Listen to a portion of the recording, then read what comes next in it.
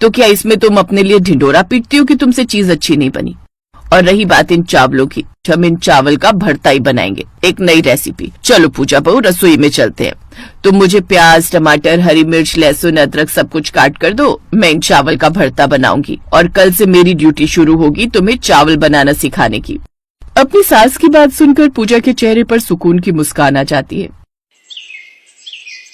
पूजा की सास चावल का भरता बनाती है क्योंकि वो जानती थी कि पूजा ने भले ही चावल घुटे हुए बनाए हैं पर दिल से बनाए हैं, इसलिए वो पूजा के बनाए हुए चावलों का मान रखती है और सबको चावल का भरता बहुत ही टेस्टी लगता है।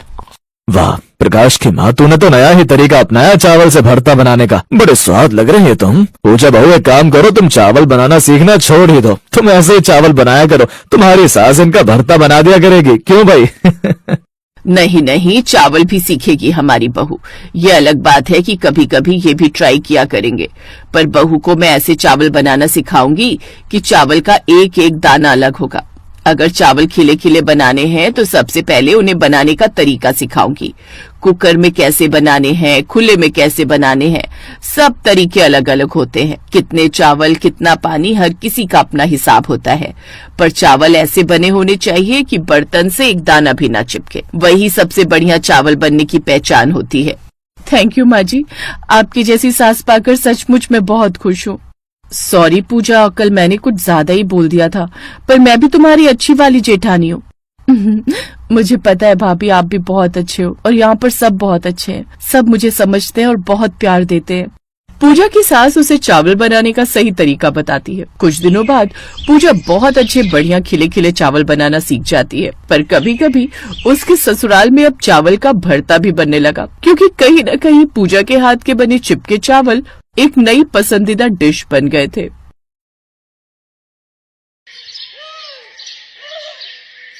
चलना अनन्या, किसी को उल्लू बनाते हैं। क्या सुकन्या, तुझे तो हर टाइम मस्ती सूझती रहती है। घर चल। चल लेंगे ना, पर पहले किसी को बेवकूफ बनाते हैं। नहीं, बहुत हो गया। उल्टे पुल्टे काम तू करती है और डांट मुझे खानी पड़ती है। और सुन, वो कल पड़ोसन आंटी के साथ क्या किया तूने? क्यों, कुछ कह रही थी क्या? हाँ, मुझसे कह रही थी कि आजा तुझे सबक सिखाती हूँ। बता तूने क्या कहा उन्हें? अरे कुछ नहीं, वो मुझे बहुत खड़ूस लगती है तो मैं उनसे भिड़ गई, और जब उन्होंने मुझसे कहा कि वो मम्मी से शिकायत कर देंगी तो मैंने भी कह दिया, यहाँ मैं भी देख लूंगी, मेरा नाम अनन्या है, अनन्या।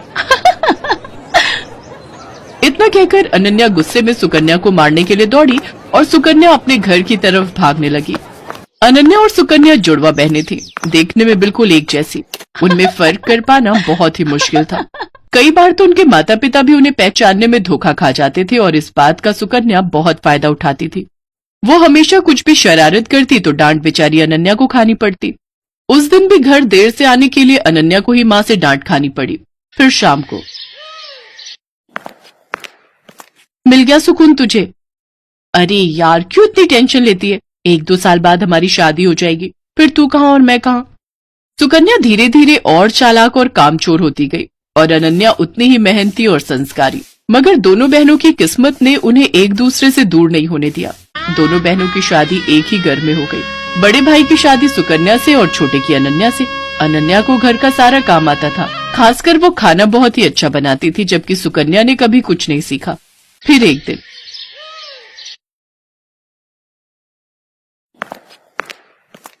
अरे बैठकर टीवी देख रही हो, पहले जाकर कपड़े तो धो लो। माँ जी, आप अनन्या को बोल दो ना, सुबह से मैं ही तो घर का सारा काम कर रही हूँ, बर्तन धोए और फिर खाना भी बनाया। अच्छा, सॉरी बेटा, मुझे लगा कि वो सब अनन्या ने किया है। नहीं नहीं माँ जी, सारे काम मैंने किए, वो तो बस अभी निकली है अपने कमरे से। अच्छा, रुको जरा, अभी खबर लेती हूँ उसकी। सरला गुस्से में अनन्या के पास गई जो झाड़ू लगा रही थी।